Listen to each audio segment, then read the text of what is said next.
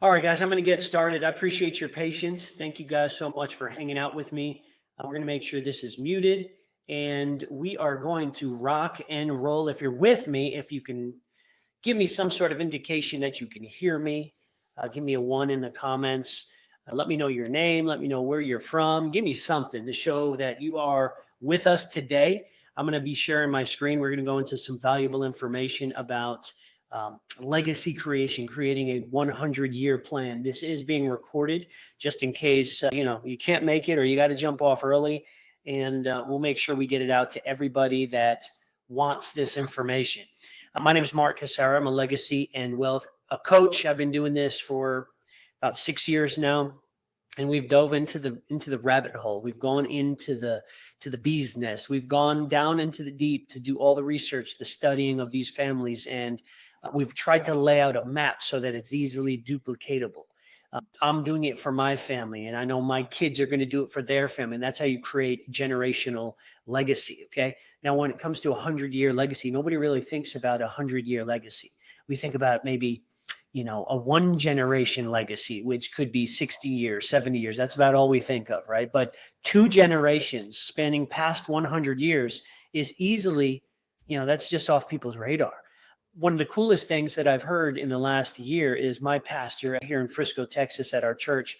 He talked from stage about his family legacy and how he's creating a 100-year plan for his family. And it includes everything from insurance to trusts to estates to estate planning to family offices, family advisors. It's a whole entire system that you have to put together like a puzzle in order for it to function properly. We'll talk about a couple families. One family that it worked flawlessly for, and another family who was devastated in one single generation. Their wealth was destroyed.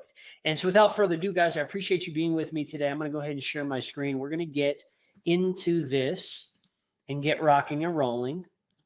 Now let's go ahead and share this screen. Again, make sure you guys can hear me okay.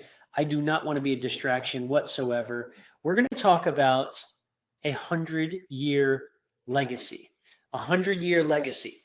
What does it mean to build a 100-year legacy? Again, you think about your kids, and that's all you think about, but you don't think about your kids' kids. You know that the Bible says that a good man leaves an inheritance for his children and children's children. We're talking 2-3 generations. And so my biggest thing is I want to make sure people are thinking about multiple generations, not just one generation. Why? Because we need leaders in this world. Why? Because our generations are degenerate right now. It seems like we're going backwards instead of forward. And so I believe we need people to stand up, and we need people to go to bat and fight this war of, number one, poverty and ignorance and not being educated properly, but also not building legacies. Back in the 1800s, 1700s, people, that's all they knew was legacy. How many legacies can I build? How many generations can I span my legacy?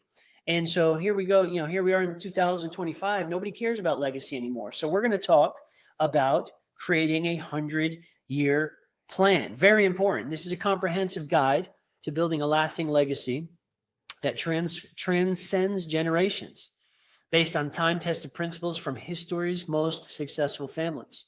We're going to discover how to preserve not just your wealth, but also the values, wisdom, and impact for the next century, guys. This is very, very important. Why build a 100-year legacy?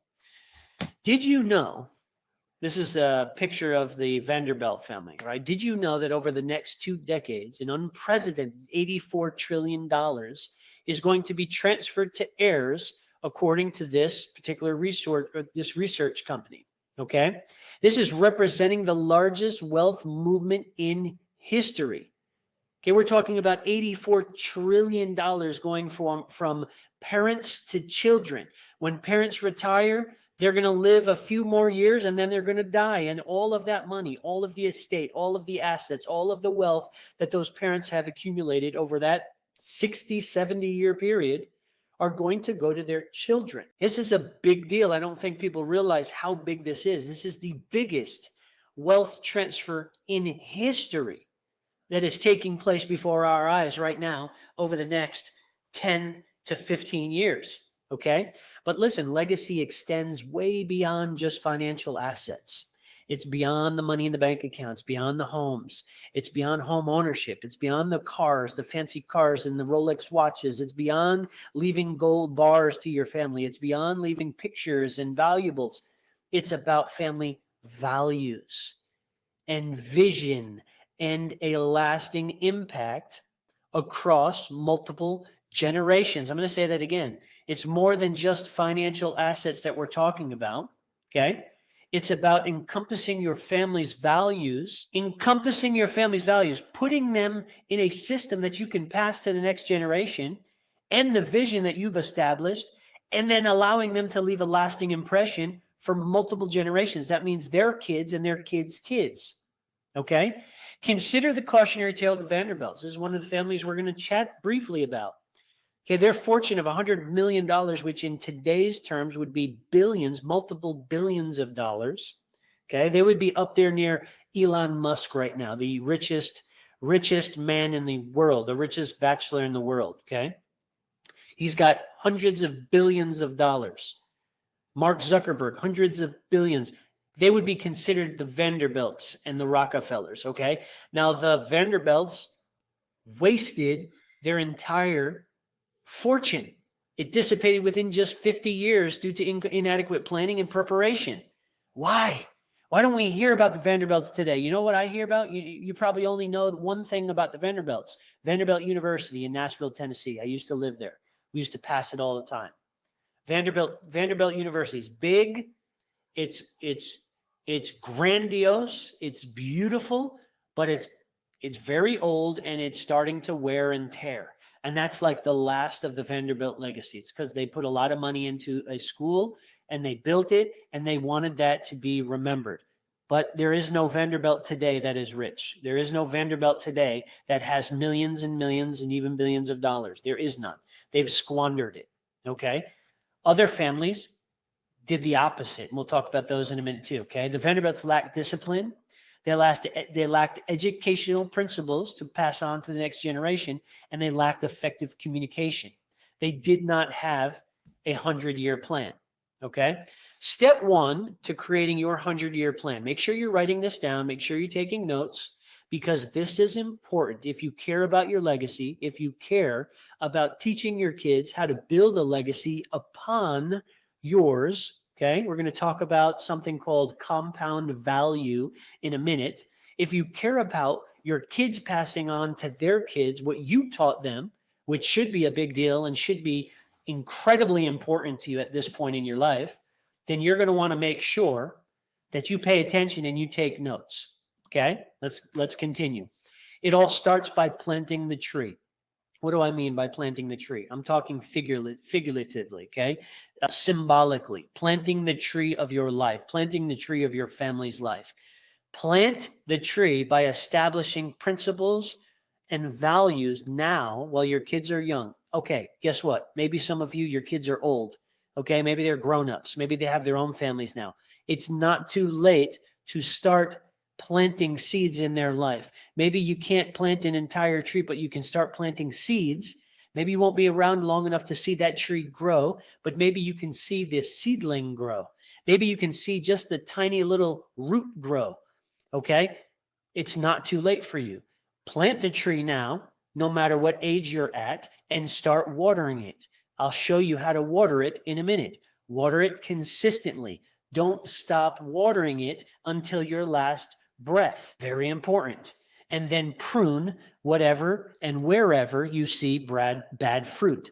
That's a little harder than just, it's a little more involved than just saying it like that, because that could take some crucial conversations. I digress. Let's continue. Step one, create a family mission statement. Now we're talking basics. We're talking fundamentals right here, okay? You probably came on this webinar, you thought we were going to talk about wealth and investments and how to buy houses and properties. We can get to all of that. and you can have a multi-million-dollar real estate portfolio. But if your kids don't know what to do with that money when you're gone, it's pointless. It's going to go in the trash. It's going to disappear within 50 years. Why are we starting here? Creating a family wealth mission statement is crucial. It's one of the foundational steps to creating a 100-year legacy. Okay.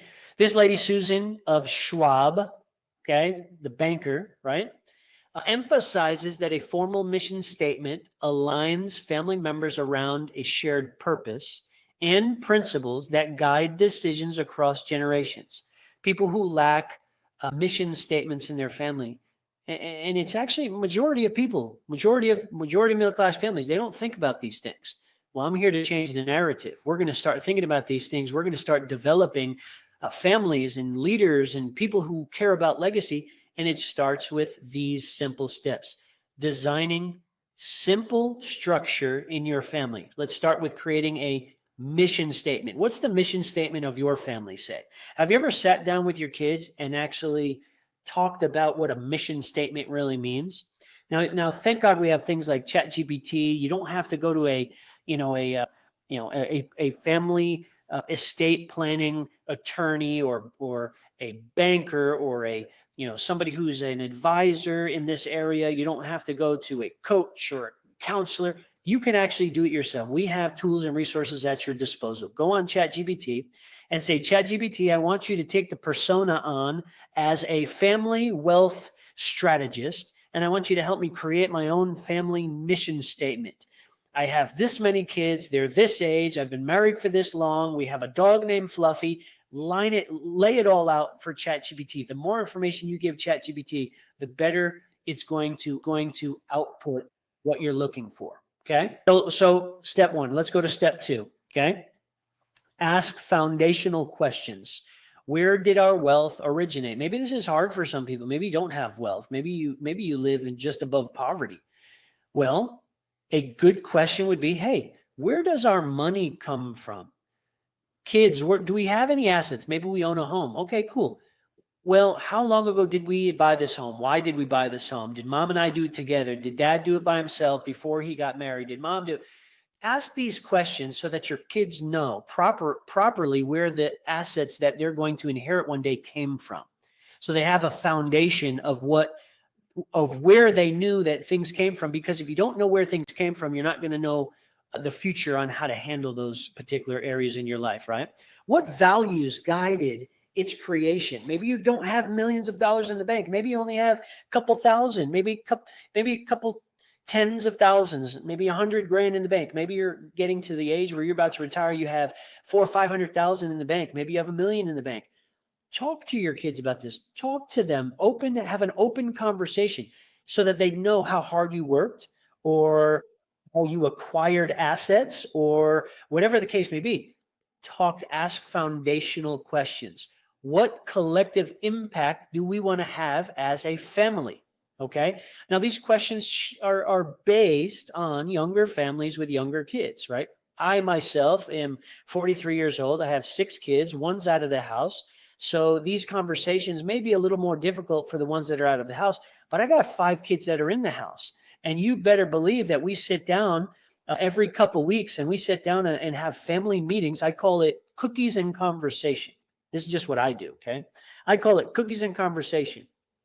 And we sit down, we bake cookies, we share cookies at the kitchen table, and we chat. Sometimes we talk about struggles. Sometimes we talk about successes. Sometimes we talk about financial things that we're going through that we need them to be aware of.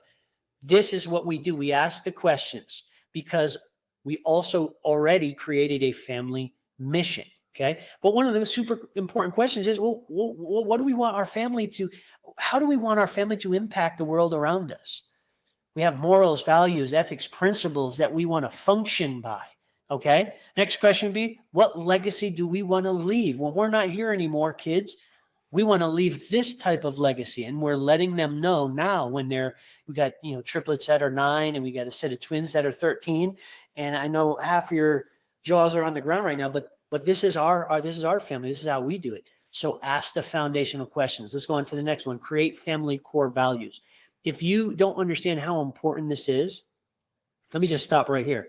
Creating family mission and then family core values is the foundational part of creating a 100-year plus legacy. If you don't have a family mission, if you're not asking the right questions, and if you don't have a family sheet literally that you wrote down and you wrote your core values down, you're missing it. You're only thinking about one generation, and there is not going to be any further impact past this generation. Your kids are going to forget who you are. Your grandkids aren't even going to know your name. Okay. Your great grandkids, you're going to be just a vague, just a distant thought. I wonder who my great grandparents were. Okay. If you don't establish these things now, then a generation from now, you're going to be forgotten. And I know I don't want to be forgotten. I want to be one of those great grandpas that are in a painting sitting above the mantle, and that they look at when they're all together with their families, and they're going to go, great grandpa Casara really turned it up. He changed the game for our family. We would have been here, but now we're here. And they're going to know our mission statement as a family. They're going to know our core values. And that's what's important to me. Listen, documenting these answers creates a foundation for all other legacy building activities. This is foundational. Place them somewhere where you can read them, somewhere where you can see them, somewhere where the kids can recite them. I encourage you to write them, type them up on the computer, put them in nice bold font, print them, stick them on in a nice picture frame, and hang them on your wall. Or go and do it in Canva and have it really done nice, and have a good background and fancy, cursive writing. Establish a strong family concept like retirement. Dump this down a little bit. Who right now, if you want to let me know in the chat, give me number 2. Who right now holds annual family meetings? Like we're talking like annual family meetings, like a tradition where the entire family gets around and y'all start talking about goals and fundamental principles that you've laid out, and emphasizing the importance of creating legacy and telling stories with one another, how each other grew up and how we acquired assets. Who does that? Not too many. I'll tell you right now, I have not done that in the past, but we're starting to do it now. We're starting to create tradition in our family where we're going to meet once a year. And this is just kind of the basic, right? You can meet once a year. You can meet quarterly. You can even meet monthly. And then some families can meet weekly. Each meeting is going to be a little different. The annual family gathering or the annual family retreat, this is a principle established, guys, we're talking hundreds and even thousands of years ago, where families would get together one time of the year to celebrate each other, and they would just have an entire family festival. Like, this is not something I'm just making up out of thin air. This is proven principles that have been around since biblical times, okay? But who does this? I'll tell you what, we're establishing this right now where we're going to hold family retreats. I got a large family right now, and when we start popping out grandbabies, we're going to have 20, 30 people at these events, and it's going to be glorious. Okay. But this is where we can emphasize the importance of multi-generational gatherings with family, with our kids, with our grandkids. These gatherings can help build trust. They can foster inclusion, and they can develop shared decision-making skills among the family, where you all sit around and you all talk about important things.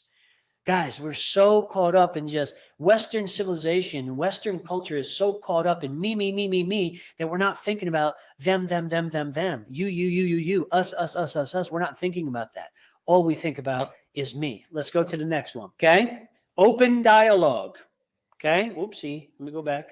Open dialogue, transparent communication, prevents destructive conflicts, ensuring wealth serves its intended beneficiaries rather than becoming a source of division. Most families get torn apart at the parent's death because they fight over homes, they fight over assets, they fight over all these different things, and they don't realize that, hey, this could have been avoided the entire time if there was some type of meeting where we all talked about who gets what, when they get it, how they get it, and where they get it.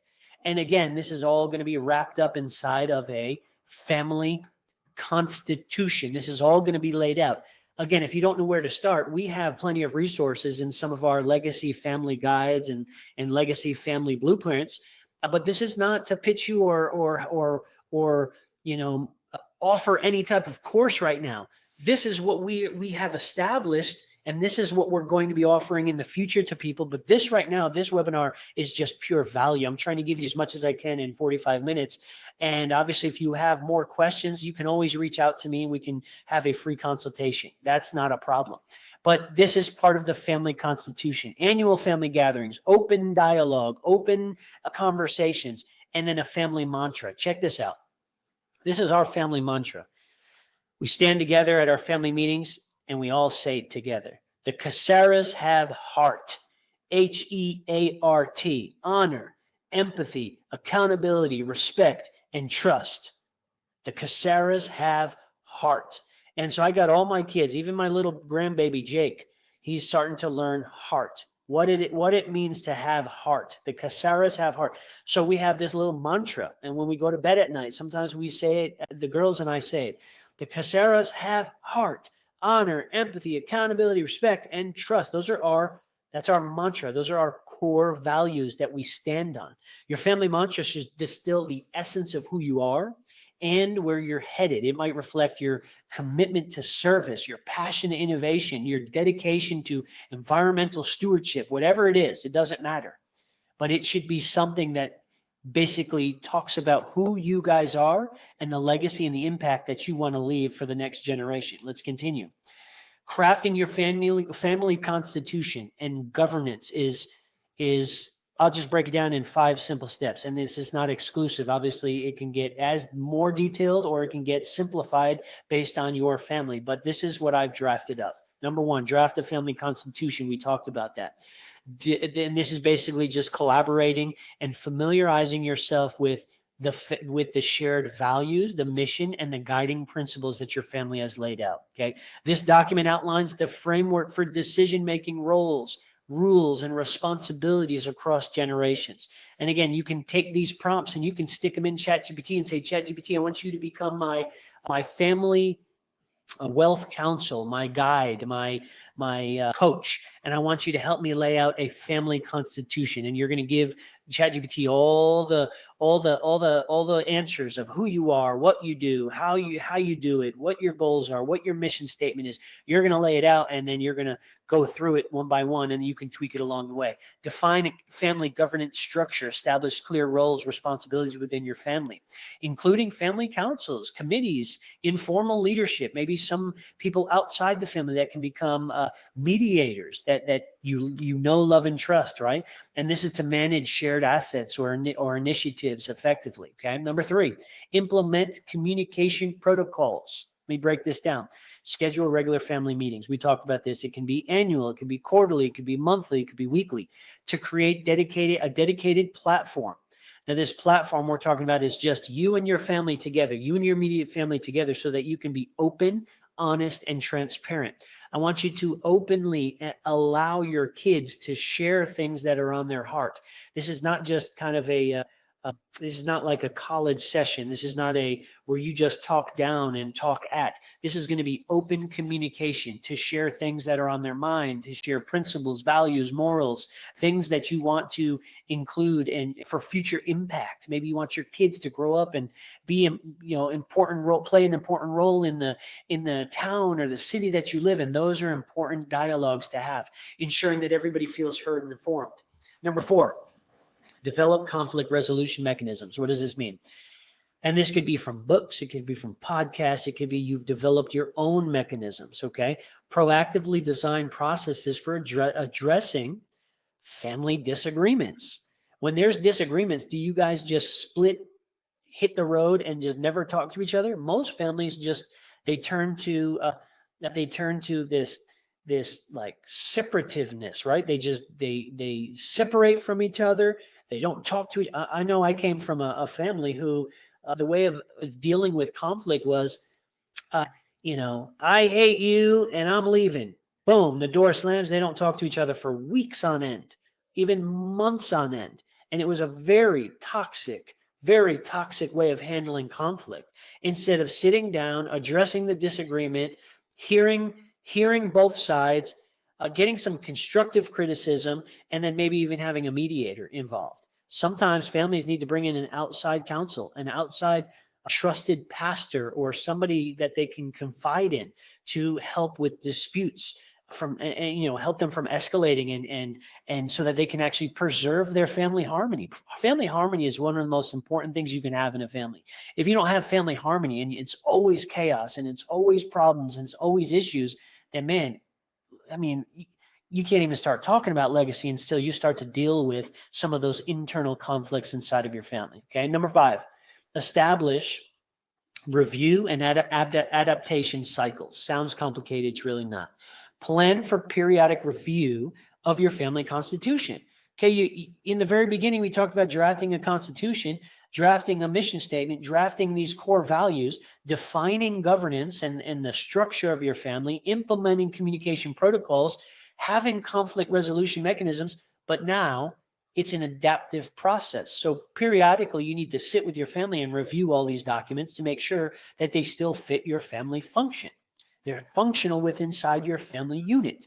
Okay, so the family constitution and governance structures, you need to ensure that they remain relevant at all times. Maybe you have new family members. Maybe you have maybe people got married, and so you're introducing a whole new way of thinking and a whole new way of dealing with things because of son-in-laws and daughter-in-laws and mother-in-laws and father-in-laws. When you blend families like that, it's very easy to get off track. Okay.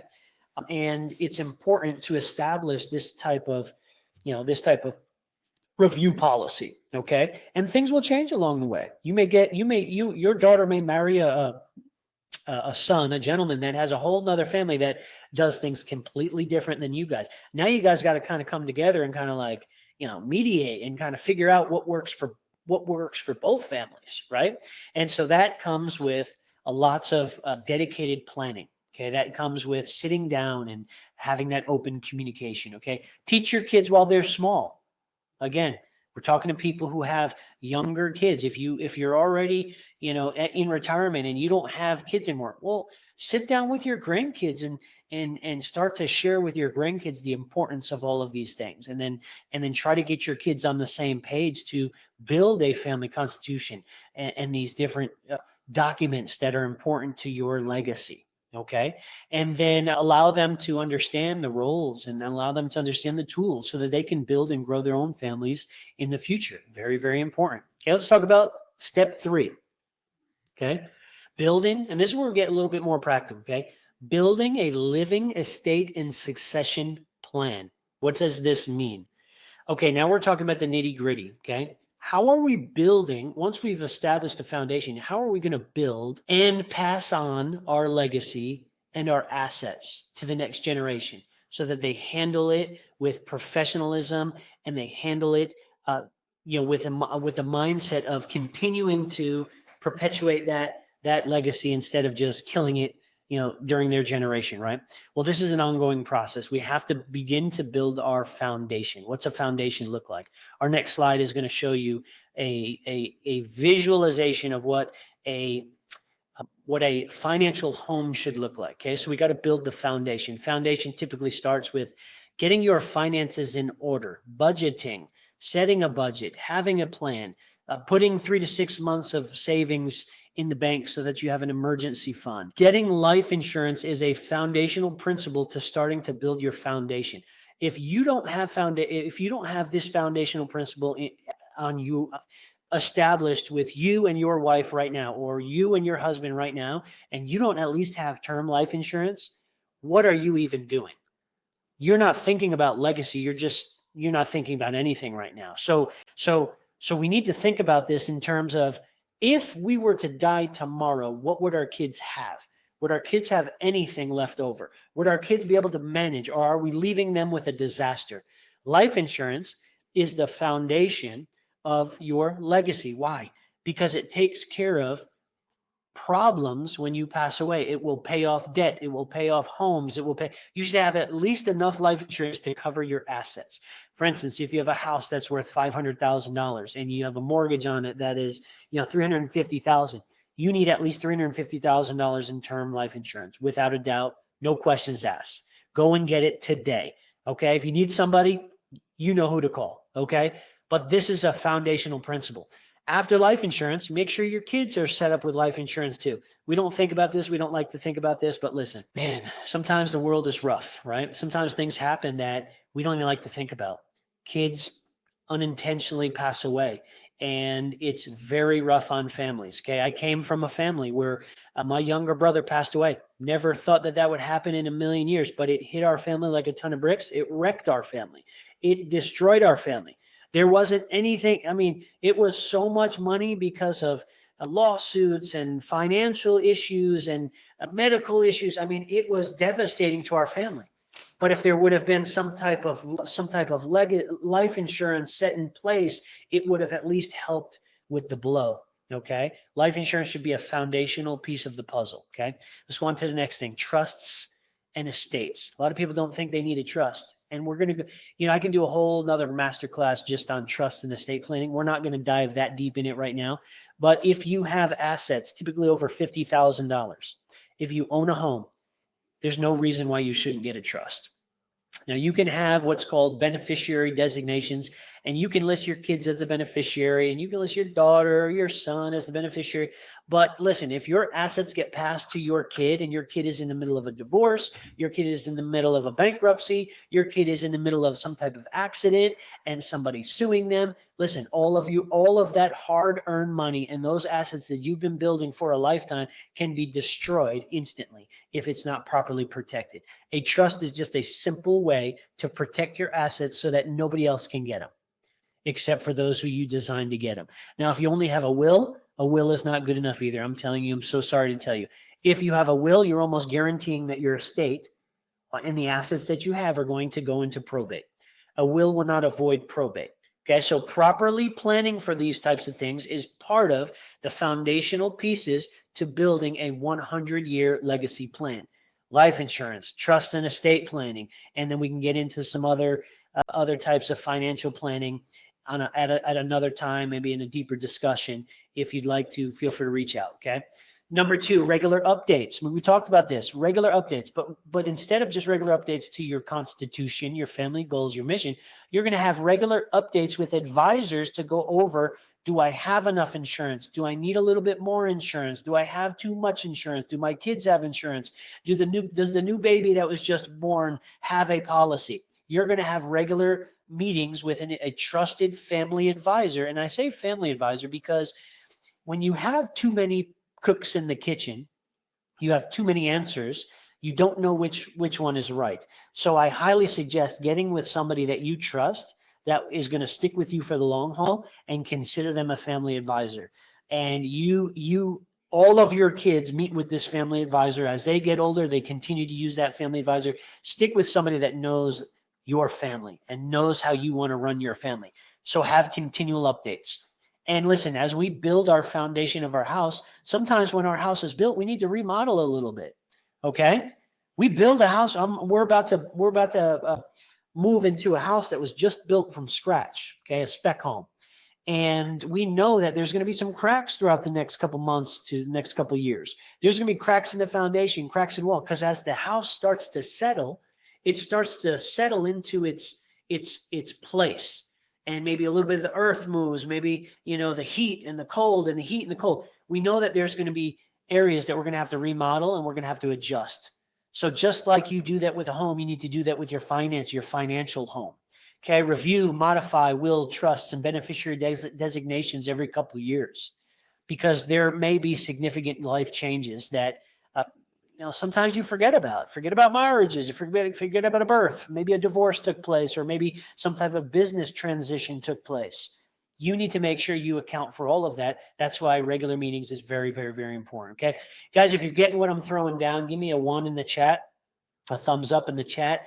Give me some sort of idea that you are listening, you're paying attention, you're taking notes, because this is valuable information. The amount of hours that I took to put all this together, listen, it took a long time, and I'm still not done. I've just scratched the surface. Guys, I'm reading book after book after book about legacy, about the Rockefellers, about being your own family bank. I'm reading book after book, listening to podcast after podcast. This is going to be a core service and product that I offer for people in the future. My goal is to not just be a life insurance agent or a retirement planning. My goal, I feel like this is a life purpose for me. I feel like my life purpose is to be a legacy coach. Now, I don't even know if there is such a thing, but I coined it. I'm coining it right now. I want to be a legacy and wealth coach. Here's what that means. I want to sit down with families and help them craft their constitution. I want to sit down with families and help them craft their family core principles, their goals. I want to help them craft their financial home. I want to help them build from the foundation up. That's my goal in life. And so I hope you guys are getting enough value out of this, even if it's for one person. Hey, that's cool. I appreciate you. Thank you for listening. Thank you for listening to me ramble. But listen, this is important information. We're almost going to be done in a few minutes, guys. We're going to wrap this up, and there'll probably be a part 2 and a part 3 and a part 4 and a part. I'm going to keep diving into the rabbit hole because I believe that this is one of the most important topics to cover in our generation. I really strongly do. Okay. I strongly believe that legacy planning is one of the most important things that you can talk to your family about. And we haven't done it. We haven't done a good job of it over the years. Okay. So that being said, let's keep going. Planning strategically. What does that mean?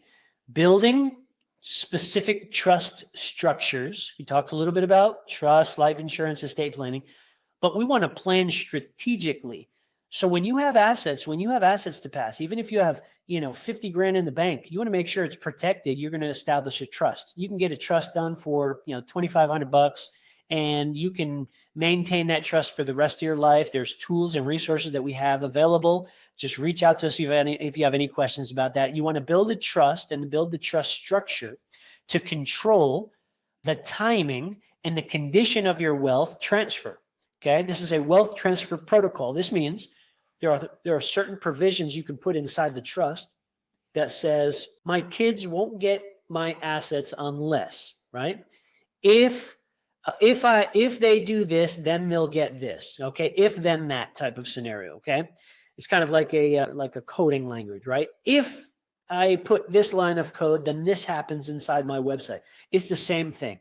If my kids have a 4.0 GPA, then they get this. If they go to church and serve on, staff, then they get this. If they do 200 hours of community service a year, then they get this.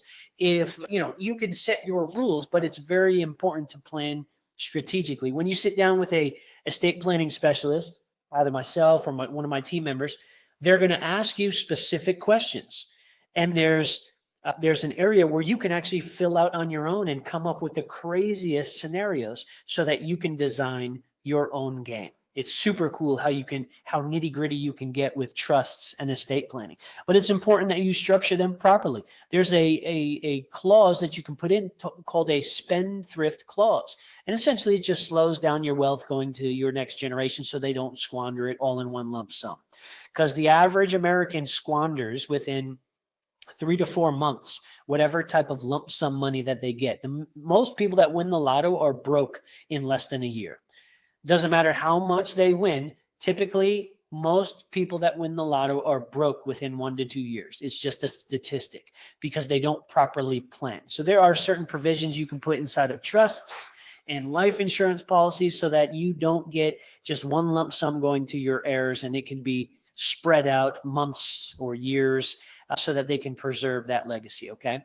And then here's a quick note. Your estate plan should be dynamic, just like your family is dynamic. There's always going to be an evolution, and you're always going to need to adapt to change and circumstances while preserving your core intention. You're always going to keep your core values, but there's going to be a dynamic inside of your family that is going to kind of ebb and flow, and you need to just be okay with that. It's just part of the package, okay? Let's keep going. This is a quick illustration of what a family financial triangle looks like. We call this a financial home. Typically, we see it the other way, okay? Middle-class America, we see real estate down at the bottom. Then we see investments. We blow all our money in the stock market. And then if we have any money left, okay? If you're a life insurance agent, you've been in the industry at all, you know exactly what I'm talking about, okay? If we got any money left, then you squeeze a couple bucks out per month just to buy a cheap life insurance policy, okay? Why do we do that? Why do we do that when our life is our biggest asset? Why do we do that when our kids' life is our biggest asset that we have and that we're a steward over? Why do we do that? Life insurance And proper financial planning and budgeting should be our foundation. Then we can talk about homes and land and businesses and collectibles and valuables. And then we can talk about investments and other assets and acquiring other assets along the road. Because here's the thing, guys. If all those other things crash and burn, what do we have to fall back on? Zilch, zero, nothing, nada. If we don't have a foundational home, a home that is built properly on a fixed asset like life insurance, or even annuities can be put in that categories as well. Life insurance, annuities, some type of something that you can fall back on, that you can always rely on. If what hits the fan and you have some type of medical emergency and you can't pay your bills, there's something called a living benefit in lots of these life insurance policies where you can pull your death benefits out so you don't have to squander your retirement, squander your savings, okay? So life insurance should be the foundation of your financial home. Again, this is all part of building your 100-year plan. If you can't get these simple principles in order now, okay, and maybe it seems very, very overwhelming to you up until this point, that's okay. We have professionals and we have experts at your disposal. All you have to do is reach out and we can help you craft these type of documents, craft these types of plans. But listen, foundational principle, life insurance should be at the foundation, okay? Investments should be after you're all taken care of, you're all covered with life insurance, and then real estate and other assets should be the capstone of your financial house. That shouldn't be the asset. That shouldn't be the assets down at the bottom. Real estate investments, those can crumble easily. They shouldn't be at the bottom. You should be building your financial home with a proper foundation, okay? Strategic sequence definitely matters. You'll see a lot of the wealthy families, a lot of the Rockefellers, Rothschilds, the Carnegies, the Warren Buffetts of the world. These people talk about having their life insurance in place. Number one, it's an asset that you can build and borrow against, okay? But number two, it's a fallback plan, and it's a way to pay for estate taxes when they do pass away. So they don't leave it in, put all their assets into their kids' name, their kids sell, and then their kids have to pay estate taxes. They use life insurance as a way to do that, okay? So wealthy families don't start at the top. They build upwards intentionally, first securing protection, then consistently investing, finally acquiring appreciating income producing assets. I hope you got a lot out of this slide right here. You can take a screenshot of that, okay? Super cool stuff, all right? We're going to bang through this pretty quickly. Number 4, preparing and educating your heirs for good, proper stewardship, okay? Financial responsibility is very important. If you have all the assets in the world, we said this, and I sound like a broken record. If we have all the assets in the world and you pass them to kids who are not financially prepared or financially responsible, it's gone in one generation, okay? Aside from money is family story time. Tell the stories about your parents and your grandparents and the struggles that they went through and how you guys are changing the narrative in your family. You guys are the change agent in your family. Storytelling is powerful. It's a powerful tool to continue keeping legacy intact. I'm going to say again, family storytelling is a crucial part of your 100-year legacy plan. Okay, human capital development. What the heck does that mean? Your greatest legacy is wisdom, skills, and value transfer. Because if you don't have these wisdom, skills, and values transferred to your kids, you have nothing. You just have a whole bunch of money that's going to be wasted, and nobody's going to know who you were in 3 generations from now. That's not going to be me, guys. That's not going to be me. I'm going to teach my kids skills. I'm going to give them wisdom, and I'm going to share valuable principles with them. So in 3 generations from now, one of these pictures on the wall is going to be Papa Casara, and they're going to know exactly who I was, okay? Listen to this. Capital stewards, we want to create capital stewards. Capital stewards are individuals or groups who are trusted to manage, protect, and grow resources. We want to build capital stewards. From now on, I'm going to call my kids capital stewards. They're capital stewards, and they are going to grow up to steward over the assets that we are leaving behind to them.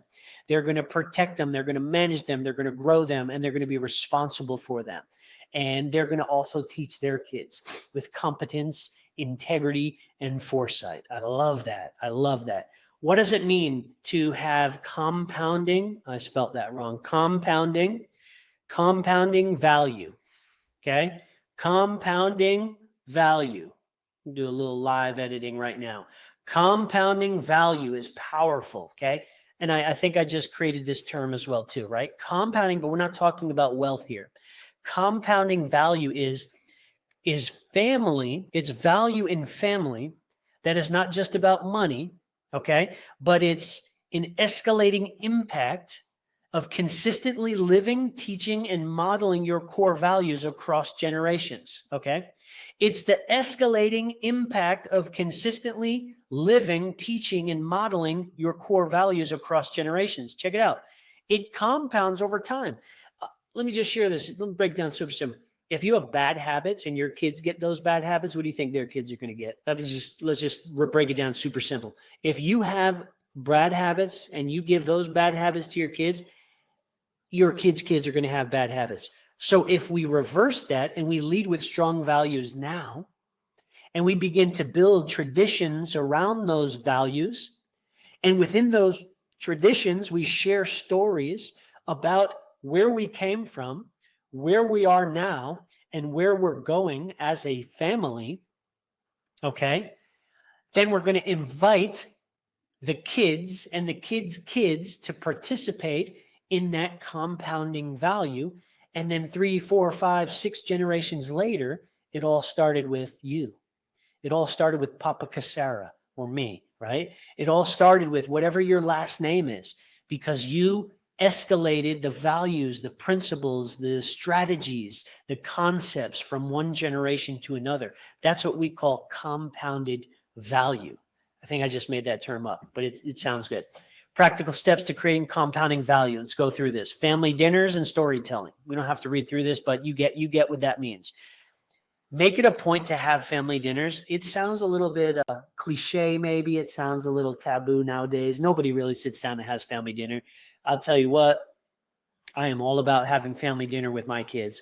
As many times per week as we can sit down and have family dinners, I'm going to have family dinners, because it's a time where we can get together. We can look each other in the eyes without technology. We can begin sharing how important each other is to us, and we can story tell. I love it. Make this part of your core value. Make this part of your mission statement. Volunteering together. What does that mean? Go to food pantries and homeless shelters and single mom houses and maybe hospitals, cancer wards, where you guys can actually impact the community together as a family. So powerful. This is so powerful. Not enough people do it. And then journaling and reflecting. Everybody in your family should have a journal. Now, I'm going to be completely transparent. And this is something that we're working on. We don't have this one in place yet. But man, even in your cell phone, on what they did this last, just got home from telling us and reciting what they went through and writing it down and reflecting and sending us 3 biggest tips. Super important to journal and write so that you can reflect together. Certainness is a little bit more technical for sustainable success. Check it out. Family transition plans. Okay. According to the Legacy Family Revolution, comprehensive transition planning, transition plans prepare heirs before crisis occurs, ensuring smooth wealth transfer. You always want to have some type of contingency plan. If mom and dad pass away, then this. If dad passes away, then this. And some type of protocol to take place once that happens. Emergency protocols are very important. Establish clear principles, clear procedures for succession, unexpected deaths, business challenges, and market downturns. What the heck do we do if the world collapses, right? Where are we going to go? How are we going to stick together? What are we going to have in place? Do you know where this is? Do you know where that is? These are emergency protocols that are super important for continuing a 100-year legacy. Because again, you teach these to your kids and your kids are going to teach them to their kids. That's how you create a 100-year legacy. And then multi-generational engagement. Make sure you involve family members from all generations in early planning, early governance to build commitment, readiness, and shared ownership. And when we talk about contingency plans, we can get into some really practical stuff like preparedness, like some type of if there's an unexpected black swan event, if there's an economic crash, if there is a place where we need to kind of shelter in place, if there is war, if there is some type of nuclear threat, there's always good to have some type of safety, security protocol built into your legacy. It can't all just be about money and wealth and succession. You need to have all these things in line, because things can happen that are unexpected, and we kind of need to tap into all of this, to create that proper legacy, so that, listen, our kids know what to do, and then they teach their kids what to do. Because if we leave some of these emergency protocols out and we're just thinking about money, wealth, and success, listen, we're leaving a big gaping hole in our legacy. We want to make sure that there is some type of preparedness behind the scenes as well. Okay. And I got some good friends that have really helped me understand this practical lesson over the last few years as well.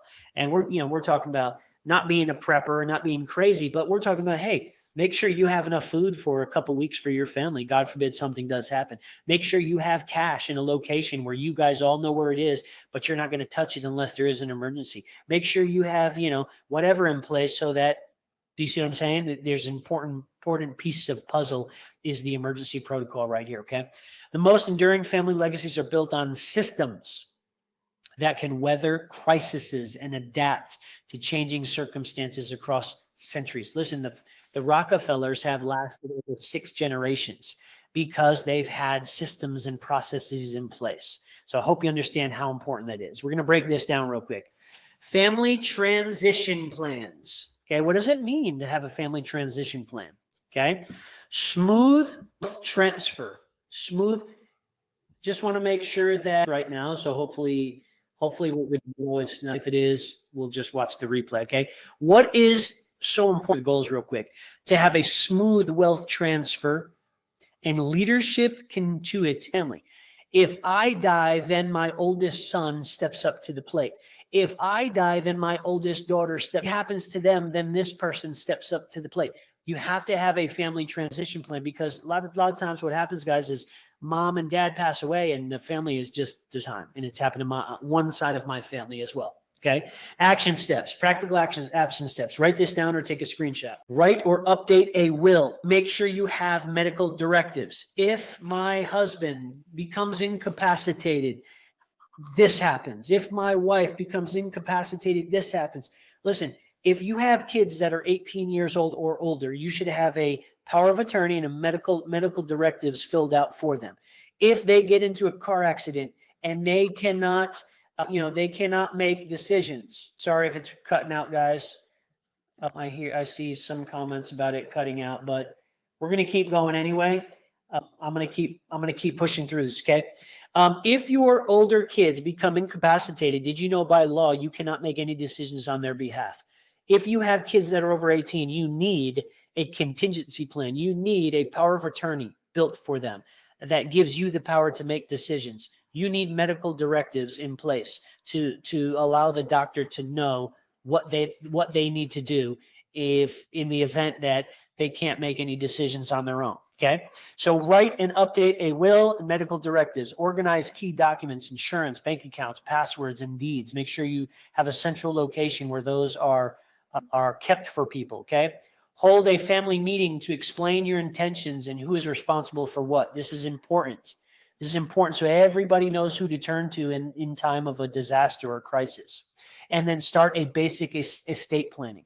If you don't even feel wealthy yet, you still have to establish basic estate planning. Get with somebody. At least get a will going. If you can't afford a trust, get a will going. It's one of the most important things that you can do. It's one of the most important things that you can do. Get a will going, establish a medical directives for your family, and powers of attorney. I'm just going to check the stream again. Just going to check the stream again. We're still live. We're still good. We got a bunch of people watching right now. I'm going to continue going, guys. I'm going to continue going. Okay, let's go to the next one. Well, we spoke about this. We'll breeze through this really quickly. Prepare for unexpected disruptions. Create a success. If you own a business as a fan of that business in the event that you in it. You know how many horror stories passing away and the business is full of their assets. The family doesn't. It all gets sucked up into probate. It's absolutely a disaster. So make sure you have a succession plan, appoint a power of attorney and emergency decision makers, build a 3 to 6 month emergency fund, and then always create a what if plan. This is a lot, guys, a lot of information. Listen, did you really come on this webinar today and think, oh, I'm going to have 5 points to building a 100-year succession plan. I'm going to have a 10-point, summary to building a 100-year legacy. Guys, this is way more involved than people realize it is. Way more involved.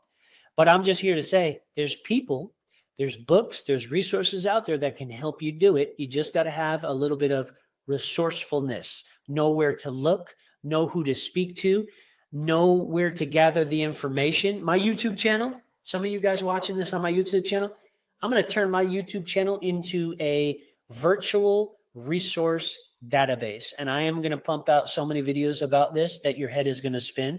I'm going to make sure everybody knows about this because it's important. If you don't know about it, how can we expect the next 2 to 3 generations to have any of the values, morals, and principles that we're trying to teach them? It's not going to happen unless you have a plan in place. Build the infrastructure, make sure it's suitable, not dependent on one person. So many times we try to build a legacy on just the dad or just the mom or the dad and the mom.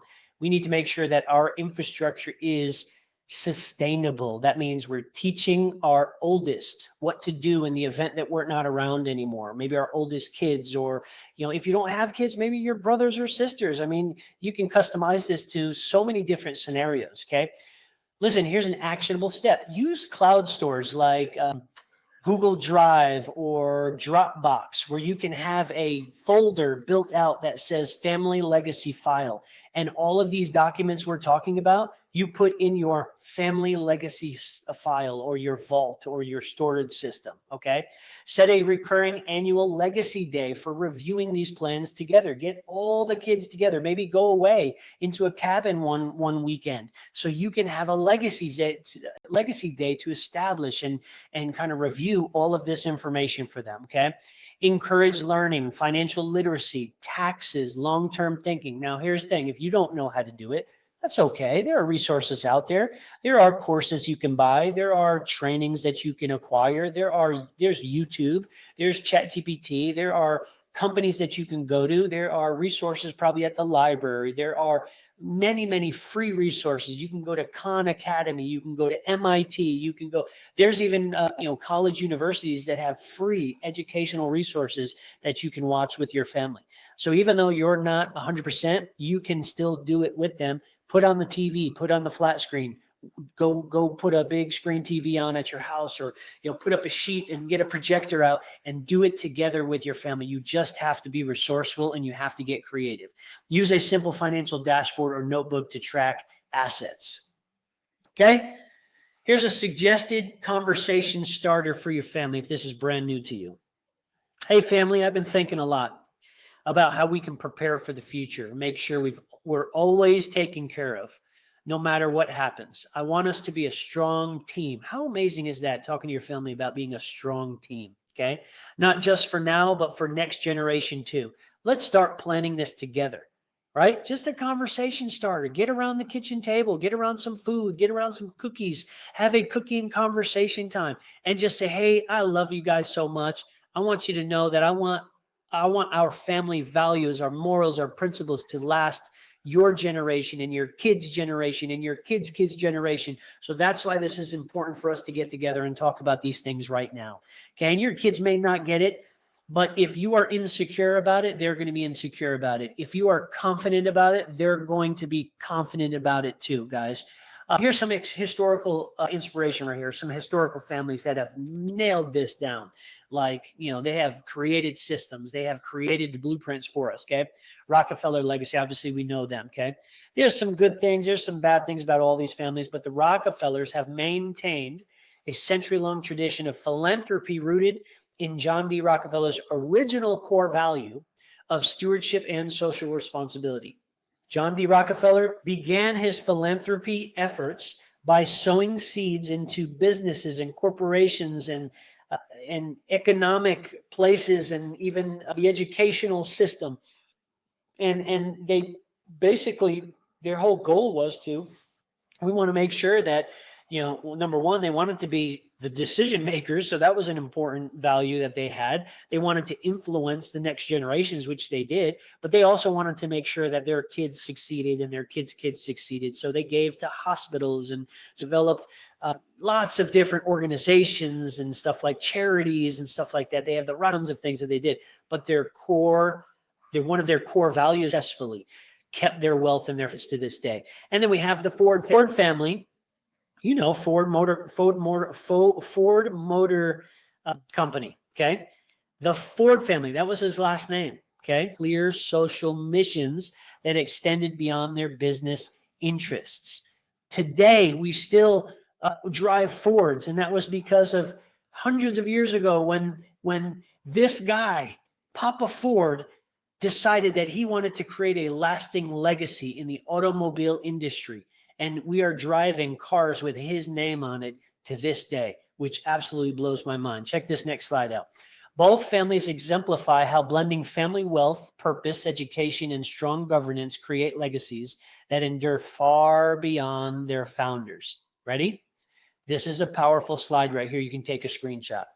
Most iconic brands that we know of today are families' last names. Check this list out. What is your last name and how much does your last name mean? In 100 years from now, is your last name going to mean something? Well, Henry Ford made sure his name meant something. Johnson & Johnson made sure they meant something. Kraft Foods, which almost every family in America has some type of Kraft product in their cupboard right now. Go in your cupboard and go look. You have some type of food that was made by Kraft. James L. Kraft was his name. He created the Kraft Company. Kellogg, W.K. Kellogg. We have Kellogg cereal. Walmart. Who does not go to Walmart? You're crazy if you don't go to Walmart. It's like the easiest way to shop, and it's one of the biggest stores around. I love Walmart over Target, okay? Koch Industries, Procter & Gamble. Almost every product that we have in our bathroom is made by Procter & Gamble. McCormick, okay? Heinz ketchup and Heinz brand. They have tons of different food brands. Hilton that you stay at. Cadbury, okay? Cadbury is kind of multiple brands, but we're not just talking about the Cadbury egg like on Easter. We're talking about Cadbury as in a bigger brand. The Marriott, Bacardi, DuPont, Chrysler, Boeing, Nash, Disney. How many of you went to Disney? That's a $5,000 trip anytime you want to take your family. Levi's. Who's wearing Levi's right now? Johnson, Estee Lauder. Who wears makeup by Estee Lauder? And Dole, the Pineapple King. Dole. You know, the cans of pineapple, you see Dole on there, plus 100 other products. These are all families' last names, guys. All families' last names. What does your last name mean? It is important to put meaning to your last name. I know the Casera last name is going to be around for 3, 4, 5 generations because we're going to put meaning behind our last name. It needs to start now, not in 10 years, 80. It needs to start now. It needs to start today. A word. It's a living symbol of your family's reputation, relationships, and contribution to the world. I want you to read that again. Your last name is a living symbol of your family's reputation, relationship, and contribution to the world. Every single decision you make, big or small, either adds value to or takes away from the story your last name tells. Famous legacies like the Fords, the Rockefellers, and the Disneys were not built overnight. It took generations for their names to be known. Your name may not be known right now. Your name may not be known tomorrow. It may not be known in 20 years from now. But if you build these legacy steps and you build the foundation and you start with the core foundational principles that we went over in the beginning of this webinar, your name will be known in 60, 70, 100 years from now. This is what it means to build a 100-year legacy plan. But it all starts with starting now. If you do not start now, your name will be forgotten. Your kids won't remember you. Your grandkids will not even know who you are, and your last name will be absolutely forgotten in a few generations. I'm not willing to let that up. I'm not willing to let that go. I want my last name to mean something, and it all starts with building the foundation and building the legacy that you truly deserve. Are you willing to change the direction of your last name? I know I am. Why start now? Momentum compounds. The action that you take today, kindness, work ethic, savings, giving, learning, it ripples outwards through generations. But if you don't do anything now, nothing's going to happen. You set the tone right now. Every generation has a founder, or we call this the change maker, or we call this the agent, the transitional agent in the family. Okay. If you want your name spoken with pride decades from now, you need to plant the seeds today. Small steps matter. Even if you can't do everything that we went over in this webinar, but you can only do 1 or 2 steps, it's better than nothing. You don't need to be wealthy. You don't need to be famous to build value, consistency, or integrity in your family. You just have to have a vision, okay? You have to have a desire for a legacy, and you just have to have a little bit of momentum, and it will go a long way. Delayed isn't denied. Procrastination is the #1 enemy of legacy. Procrastination is the #1 enemy of legacy. Start now. Even if it's imperfect, start now. #1, define your legacy. What do you want your last name to mean? #2, share stories with your kids. Stories are powerful. Share your principles, your values, your morals, your ethics with them. Share the impact that you want your last name to have on this world. And then build traditions. Build a fortitude. Build your foundation, because generations are counting on you. When you treat your last name as an asset, you'll make decisions that multiply its value for those that follow you. Here are some final thoughts and some final actionable steps. #1, draft your family mission statement. We went over this, okay? Schedule your first family governance meeting, or you can call it whatever you want. Call it a legacy night if you want, right? #3, update your estate plan documents. If you do not have one, get one started this weekend.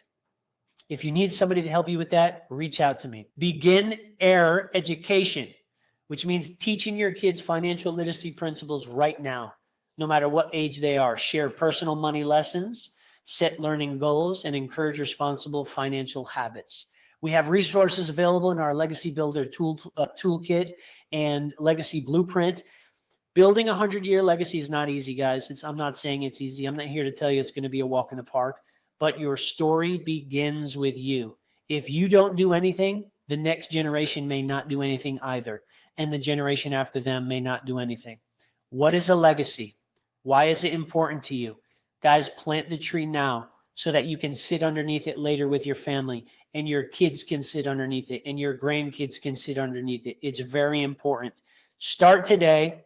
Start now. We have plenty of resources available, guys. I want to appreciate you guys so much for joining us on this webinar. I know it was long, 1 hour and 15 minutes, had a little bit of technical hiccups here and there, but I just want to tell you how powerful it is to be able to teach this stuff, and what an honor it is to be able to share the insight that I'm learning and that I'm starting to implement for my family. We got tons of resources available. We're going to start a group where we're going to give these resources away. You're going to have my YouTube channel, which you can have access to as well. My TikTok, Mark Cassara on TikTok. I have an Instagram, markcassara.legacy on Instagram. We're going to have some resources available for you. If you join my newsletter, my mailing list, we'll have resources that we're going to be mailing out on a regular basis as well. Guys, don't hesitate to reach out if you have any questions about any of this and you need to get started. Reach out. Let's have a free financial consultation. I have a legacy audit available, which you can take for free to see what type of leaks you have in your legacy plan. Just go to the link in my bio. You'll find some type of link in this video, or go to my social media and you'll see a button for the legacy audit. Thank you. I appreciate you. And I look forward to meeting you. And I look forward to hearing some of your feedback. Leave it in the comments. Drop me a note, shoot me an email, send me a text message, drop it in the group if you got any value and what's your 3 biggest takeaways from this. I look forward to seeing you in the next video. God bless, guys, and have a